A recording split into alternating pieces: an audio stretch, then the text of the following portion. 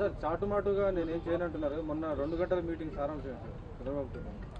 ఇప్పుడు మీరు చెప్తున్నా కదా నేను కలిసానా లేదా 2 గంటల గంట ఎప్పుడా అన్నది అది నా వ్యక్తిగత విషయం. ఎందుకంటే కాదు కాదు అది కాదు కాదు అది ఏదన్నా ఒక వ్యక్తిని కలిసి ఇప్పుడు మీతో కలిసాను విడిగా బజార్కి చెప్పాడు అనుకోండి, ఇంకా నా వ్యక్తిత్వం ఏముంటుంది చెప్పండి. సో అందుకని చాటుమాటికి ఏం కలవలేదు, కలిసి నేరుగా వెళ్తాను. సరే ఏం మాట్లాడుకున్నా ఏం చేస్తామనేది బహిరంగ చెప్పేదానికి ఇంకా రూమ్లో ఎందుకు మాట్లాడుతాం, బయట వచ్చి మాట్లాడచ్చు కదా. సో అందుకని అది కాదే కాదన్న.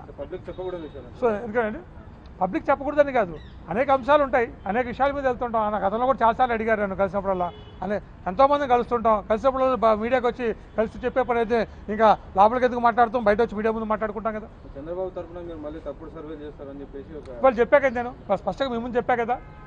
రాబో ఎన్నికల్లో ఏ రాష్ట్రంలో కానీ అసెంబ్లీ కానీ పార్లమెంట్ కానీ ముందస్తుగా నేను ఫలితం చెప్పే సమస్య లేదన్నాను. ఆ మాట కట్టుబడున్నాను. నేను మిగతా వాళ్ళకి కాదు, ఓ మాట చెప్పి నేను పీకైనా కోసుకుంటా కానీ మాట తప్పు అని చెప్పి పీకాలాగా ఉంటుంది, మాట ఎటో గాలిలో పోతుంది. అటువంటి వ్యక్తిత్వం నాకు లేదు, అటు వ్యక్తిని మీద కానీ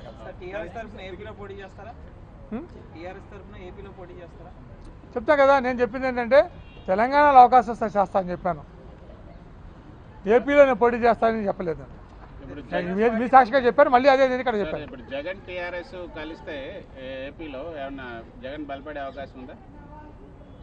ఇప్పుడు మీరు చెప్పా కదా, ఇందాక చెప్పా కదా, ఇప్పుడు తెలంగాణలో పొత్తులు జరిగినాయి, అవి బాహటంగా జరిగినాయి.